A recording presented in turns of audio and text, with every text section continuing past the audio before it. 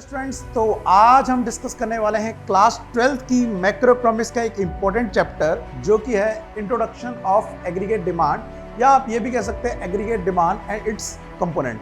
तो जिसके अंदर हम डिस्कस करेंगे आज का हमारा इंपॉर्टेंट कॉन्सेप्ट जो कि है aggregate demand and aggregate supply. तो चलिए शुरू करते हैं। मेरा नाम है रविकेश श्रफ और आप देख रहे हैं इकोनॉमिक्स की 95+ सीरीज।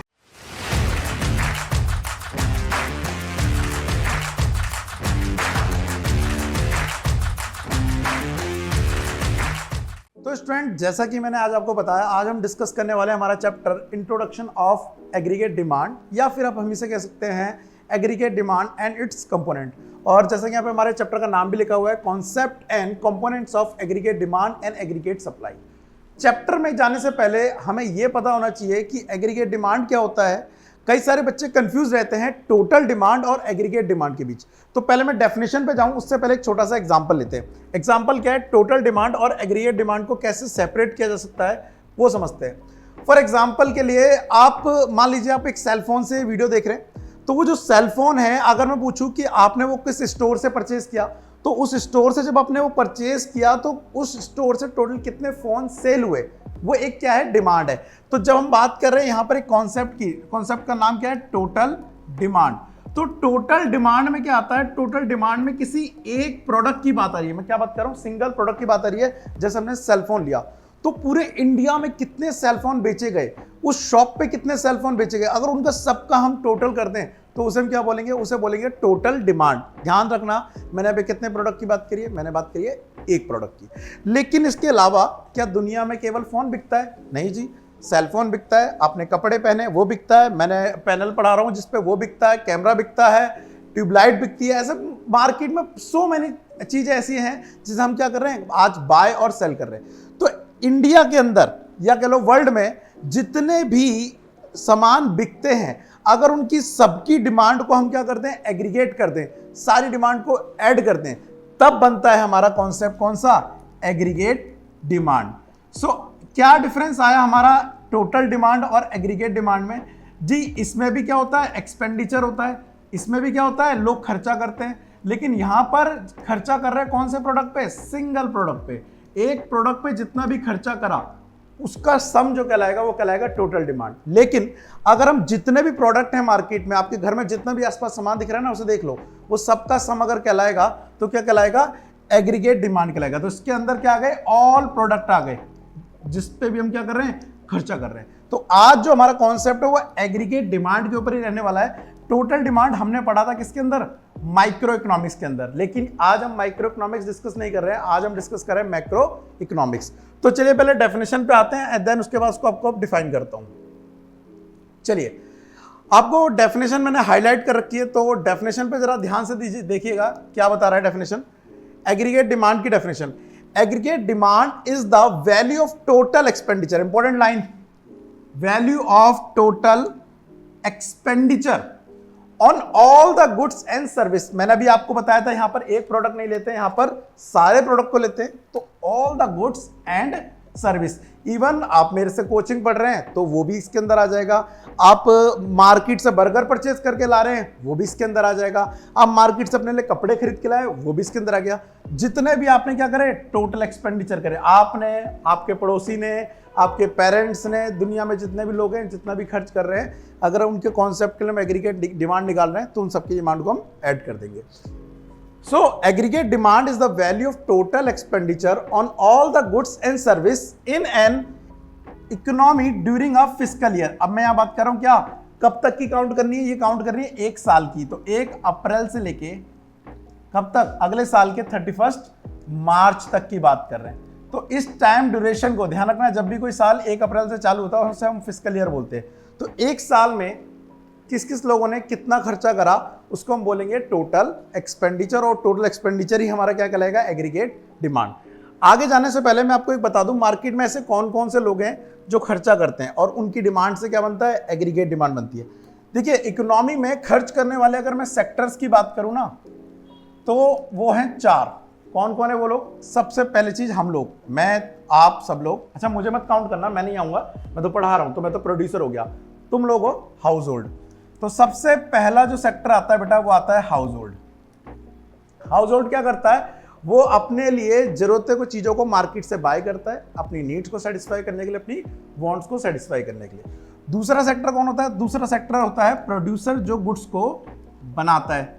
तो मैंने बताया मैं किस में आता हूं, मैं हाउस होल्ड में नहीं आऊंगा, मैं किस में आऊंगा, मैं आऊंगा प्रोड्यूसर के अंदर। उसके बाद तीसरा सेक्टर आता है, वो आता है government.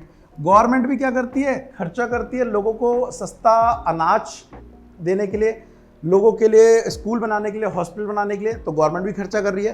And fourth foreign sector, foreign sector जिसको हम रेस्ट ऑफ द वर्ल्ड के नाम से जानते हैं। रेस्ट ऑफ द वर्ल्ड है, रेस्ट इन दी पीस नहीं है, ध्यान रखना, नहीं कहीं तुम कंफ्यूज जाओ। फॉरेन सेक्टर मतलब इंडिया की बात करें तो इंडिया के बाहर जो भी चीज हो गई वो क्या हो गई, रेस्ट ऑफ द वर्ल्ड। तो इन चार सेक्टरों ने जितना भी खर्चा करा उसे हम क्या बोलेंगे, एग्रीगेट डिमांड। जरा ध्यान सुनना, हाउस होल्ड जो खर्चा करते हैं उसे क्या बोलते हैं जी, हाउस होल्ड जो खर्चा करते हैं उसे बोलते हैं बेटा कंजम्पशन, याद रखना। तो अगर तुम पढ़ते पढ़ते आइसक्रीम खा रहे हो या पढ़ते पढ़ते चिप्स खा रहे हो तो वो कंजम्पशन में आ जाएगा। इवन तुम जो कपड़े पहन रहे हो ना, खरीद के ला रहे हो, वो भी किस में आ जाएगा, कंजम्पशन में आ जाएगा। उसके बाद प्रोड्यूसर ने जितना भी खर्चा करा, मैं प्रोड्यूसर हूं, तो अगर तुम्हारे को पढ़ाने के लिए मैं कैमरा बाय करके लाया हूं, तुम्हारे को पढ़ाने के लिए मैं बोर्ड बाय करके लाया हूं, तो ये मेरे लिए कंजम्पशन नहीं है, ये मेरे लिए क्या है, इन्वेस्टमेंट है। क्यों, क्योंकि इन चीजों की हेल्प से मैं प्रोडक्शन करूंगा, इनकम जनरेट करूंगा फ्यूचर में। सो ये लोग क्या करते हैं, ये लोग करते हैं बेटा इन्वेस्टमेंट, ठीक है। देन नेक्स्ट कौन है, गवर्नमेंट। गवर्नमेंट क्या कोई इंसान है, नहीं जी, गवर्नमेंट कोई इंसान नहीं है जिसको हमने इलेक्ट करके लोगों भेजा है, ये हमारे लिए काम करती है। तो एक्चुअल में ये खुद तो कुछ नहीं खाती गवर्नमेंट, बट ये लोगों पे खर्चा करती है। तो ध्यान रखना, ये क्या करेगी, कंजम्पशन भी करेगी लोगों के लिए, एंड एज वेल एज ये लोगों के लिए क्या करेगी, डैम बनाएगी, ब्रिज बनाएगी, तो ये क्या करेगी, इन्वेस्टमेंट भी करेगी। तो इन शॉर्ट इन दोनों का सम हम बोल देते हैं गवर्नमेंट एक्सपेंडिचर। तो गवर्नमेंट क्या करती है, गवर्नमेंट एक्सपेंडिचर करती है। एंड लास्ट चीज फॉरेन सेक्टर। फॉरेन सेक्टर को अगर हम सामान बेचते हैं तो हमारे क्या कहलाएंगे, वो एक्सपोर्ट कहलाएंगे। और अगर हम फॉरेन से सामान बाय कर रहे हैं एग्जांपल के लिए, तो इन दैट केस वो क्या कहलाएगा, इंपोर्ट कहलाएगा। लेकिन कितना एक्सपोर्ट में से इंपोर्ट लेस करा, एक्सपोर्ट को डिनोट करते हैं एक्स से, इंपोर्ट को डिनोट करते हैं एम से, तो जितना भी बचा उसे बोलते हैं नेट एक्सपोर्ट। जरा ध्यान से समझना, एक एग्जांपल लेता हूं। अगर हमने 250 करोड़ कंजम्पशन पे खर्च करे एक साल में, 250 करोड़ इन्वेस्टमेंट पे खर्च करे, सेम 250 करोड़ हमने गवर्नमेंट एक्सपेंडिचर पे खर्च करे, एंड 250 करोड़ नेट एक्सपोर्ट पे खर्च करे, तो टोटल कितना हो गया, 1000 crore. And that is our aggregate demand. So aggregate demand क्या होता है, कंजम्पशन, इन्वेस्टमेंट, कंजम्पशन और नेट एक्सपोर्ट का सम होता है। तो इसी को आपको और मैं बताऊं आपको, तो कंजम्पशन को शॉर्ट में डिनोट किया जाता है सी से, इन्वेस्टमेंट को डिनोट किया जाता है आई से, कंजम्पशन को डिनोट किया जाता है यहां पर गवर्नमेंट एक्सपेंडिचर से, जी से, एंड नेट एक्सपोर्ट को एनएक्स से। तो इस पॉइंट को देखिए, CIGNX, तो इसी से हमारा फॉर्मूला बनेगा किसका, एग्रीगेट डिमांड का। फॉर्मूला क्या है, जरा ध्यान से देखिएगा, AD is equals to C plus I plus G plus NX। C क्या था हमारा, कंजम्पशन जो हमने माना था कितना, 250 करोड़, इन्वेस्टमेंट हमने 250 crore, government 250 crore, and net export also 250 crore, सबका सम कितना हो गया, 1000 करोड़। तो ये हो गया हमारा एग्रीगेट डिमांड। तो आते जरा हमारे स्लाइड्स पे और देखते हैं कि इसका फॉर्मूला क्या था। ऑलरेडी मैंने अभी आपको बताया, जरा ध्यान से देखिए, यहां पर एग्रीगेट डिमांड का फॉर्मूला लिखा हुआ है C प्लस आई। सर आपने गलत बता दिया, अभी आपने बोला AD इज इक्वल टू होता है C plus I plus G plus NX, और यहां पर आप कह रहे हो कि AD is equal to C plus I कैसे हो गया। एक्चुअली क्या है बेटा, मैंने बताया कि वहां पर हमने डिस्कस करे हैं 4 सेक्टर, कौन कौन से, हाउस होल्ड, इन्वेस्टमेंट करने वाले प्रोड्यूसर, गवर्नमेंट और rest of the world. But syllabus में गवर्नमेंट ने माना है कि तुमसे ज्यादा पढ़ाई अभी होगी नहीं, तो उन्होंने कहा है कि आप केवल 2 सेक्टर को स्टडी करिए। कौन कौन से, हाउस होल्ड का स्टडी कर लो और प्रोड्यूसर को स्टडी कर लो। गवर्नमेंट वाला कॉलेज में कर लेना, फॉरेन सेक्टर वाला कॉलेज में कर लेना। तो इसलिए अगर आप दोबारा से मेरे फॉर्मूले पे फोकस करें जो मैंने लिखवाया है, ये देखो, यहां पर इस फॉर्मूले के अंदर गवर्नमेंट ने कहा है कि केवल आपको क्या डिस्कस करना है, 2 सेक्टरों को स्टडी करना है। तो वहां पर AD का फॉर्मूला हो गया C plus I, but reality में C प्लस आई नहीं होता, रियलिटी में 4 होते हैं, याद रखिएगा। चलिए, तो फॉर्मूला क्या हमारा गलत है? नहीं जी, फॉर्मूला हमारा सही है। बस टू, ये किसके अंदर है? ये टू सेक्टर इकोनॉमी के अंदर है, याद रखिएगा। चलिए एक एग्जांपल और देखिए यहां पर, अगर इसका हम स्केड्यूल बनाएं तो कैसे बनेगा?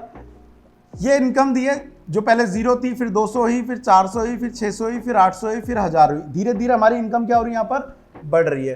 अब कंजम्पशन भी धीरे धीरे बढ़ रहे हैं। 0 पे कितने थे? 100, फिर 200, फिर 300, फिर 400, फिर 500, फिर 600।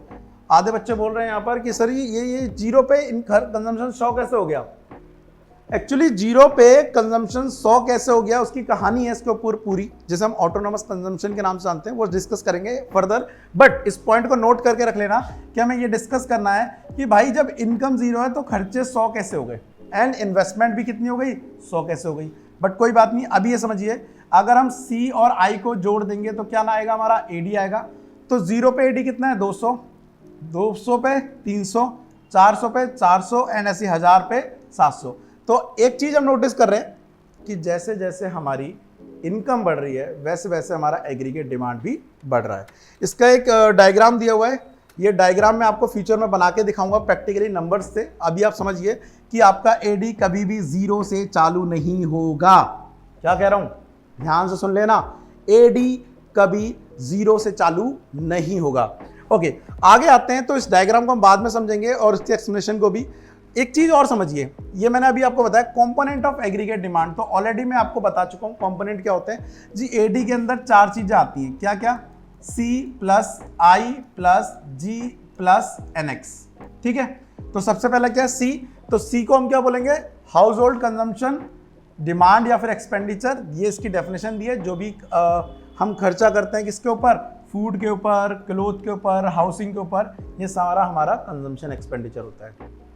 Then after investment. इन्वेस्टमेंट कौन करता है? प्रोड्यूसर करता है। तो जितना भी वो बिल्डिंग परचेज करने में, रॉ मटेरियल बाय करने में, मशीन बाय करने में खर्चा कर रहा है, that is our investment. Third point, government जितना खर्चा कर रही है उसे हम गवर्नमेंट एक्सपेंडिचर बोलते हैं, जिसके अंदर कंजम्पशन आ गया और हमारी इन्वेस्टमेंट आ गई। एंड लास्ट पॉइंट ऑलरेडी मैं तुम्हें बता चुका हूं, नेट एक्सपोर्ट, जो कि x माइनस एम होता है, जिसे हम नेट एक्सपोर्ट बोलते हैं। और नेट एक्सपोर्ट में आप x मतलब एक्सपोर्ट, m मतलब इंपोर्ट, दोनों का डिफरेंस होता है। एडी के अंदर क्या क्या आता है, ये कंपोनेंट ऑलरेडी मैंने आपको बता दिया आराम से।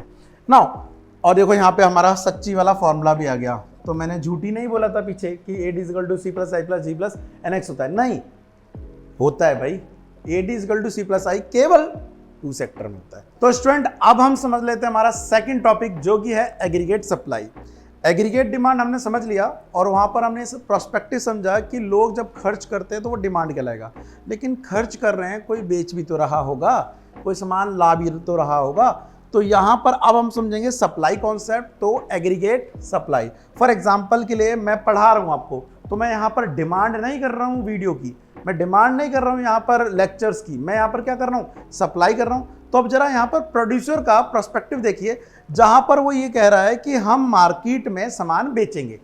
तो जैसे पूरी इकोनॉमी में, इंडिया नहीं बोलूंगा, इंडिया अगर मैंने बोल रहा हूं तो गलत वर्ड हो जाएगा, हमें बोलना चाहिए इकोनॉमी में। जैसे पूरी इकोनॉमी में डिमांड होती है, वैसे पूरी इकोनॉमी में लोग कितना बनाना चाहते हैं, कितना बेचना चाहते हैं, उसे हम बोलेंगे एग्रीगेट सप्लाई। तो जरा एग्रीगेट सप्लाई पे फोकस करो, क्या बोल रहा है?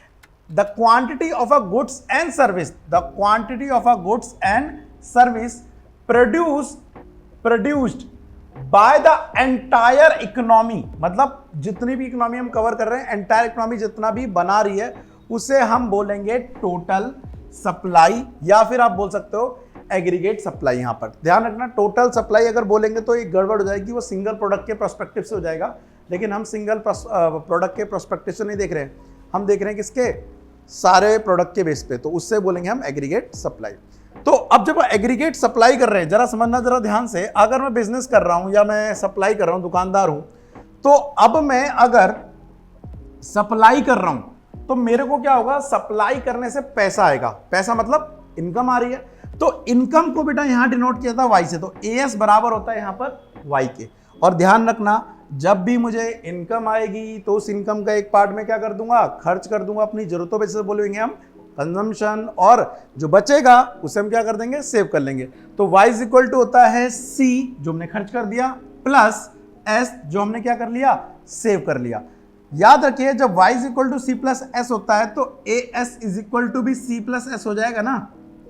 तो नोटिस करो टू सेक्टर इकोनॉमी के अंदर दो फॉर्मूले बन गए कि AD इज इक्वल टू होता है AD is equal to C plus I और AS इज इक्वल टू होता है C प्लस एस। नोटिस करो ये टू सेक्टर इकोनॉमिक मॉडल के अंदर हम डिस्कस कर रहे हैं। AD इज इक्वल टू में मिल गया C प्लस आई और AS इज इक्वल टू हो गया C प्लस एस। AS मतलब जितनी सप्लाई करेंगे उससे इनकम होगी और इनकम का एक पैसा कंजम्पशन करेंगे और एक पैसा सेव करेंगे। नोट्स पे आते हैं एक बार, जरा सप्लाई का डायग्राम और देख लो, देन इसके बाद आज का टॉपिक हमारा यहीं पे खत्म हो जाएगा। तो फॉर्मूला ऑलरेडी मैंने आपको बता दिया, aggregate supply is equal to होता है y और y किसके बराबर होता है C प्लस एस के। तो इन शॉर्ट हम कह सकते हैं हमारा AS C और S के बराबर होता है। नाउ डायग्राम देख लीजिए यहाँ पर, तो जब हमारी इनकम जीरो है तो कंजम्पशन, ये दोबारा से आ गया यार, इनकम जीरो पे कंजम्पशन कितना 80। ऐसा क्यों हो रहा है बार बार, इनकम जीरो और कंजम्पशन कुछ ना कुछ आ जा रहा है, ऐसा कैसे होता है? एक बंदा कमा नहीं रहा लेकिन खर्च कर रहा है, ये आएगा अगले पार्ट में आएगा, इंतजार करिएगा। तो कंजम्पशन कितने 80 और सेविंग उस टाइम पे कितनी है -80, दोनों का sum aggregate supply that is zero. Then again देखिए इनकम 200 कंजम्पशन 240, ये -40, तो दोनों का सम करेंगे कितना आ गया 200। ऐसे कंटिन्यूसली चलेंगे तो इनकम कितनी 1200, ये हो गया 1040, ये हो गया 160 एंड टोटल 1200। आप नोटिस कर रहे हैं इनकम बढ़ने पर यहां पर सप्लाई भी क्या हो रही है, बढ़ेगी। तो यहां पर ये भी एक पॉजिटिव रिलेशन निकल के आ रहा हमारा इनकम और सप्लाई का, जिसका डायग्राम ये रहा। मैंने पीछे जो आपको डायग्राम बताया था वो AD वाला बताया था, जो AD कभी भी जीरो से चालू नहीं होगा, वो ऊपर से चालू होगा, लेकिन सप्लाई हमेशा जीरो से ही स्टार्ट होगा। एग्रीगेट डिमांड कभी भी जीरो से चालू नहीं होता है, लेकिन एग्रीगेट सप्लाई हमेशा जीरो से चालू होगा, याद रखिएगा। तो ये हमारे एग्रीगेट सप्लाई की स्टार्टिंग हो गई, डायग्राम हो गया। डिटेल इसकी पार्ट 2 में आएगी। इसके कंपोनेंट की बात करें तो ऑलरेडी मैंने आपको बता दिया है, इसके अंदर एक आता है कंजम्पशन और एक आता है सेविंग आता है।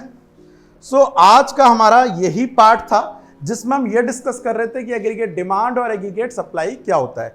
दो मिस्ट्री के साथ आपको छोड़ के जा रहा हूं। ये जब इनकम जीरो था तो कंजम्पशन कैसे हो गया 100, एक बार 80 हो गया। दूसरी चीज, अगर एग्रीगेट डिमांड है C प्लस आई, अगर एग्रीगेट सप्लाई यहां पर C प्लस एस हो गया, तो जब ये दोनों बराबर हो जाएंगे तो कंजम्पशन और इनकम पे क्या इफेक्ट निकलेगा, समझने के लिए आपको देखना पड़ेगा पार्ट 2। तो आज के लिए इतना ही, मिलते हैं नेक्स्ट पार्ट में, तब तक के लिए thank you, tata and bye bye.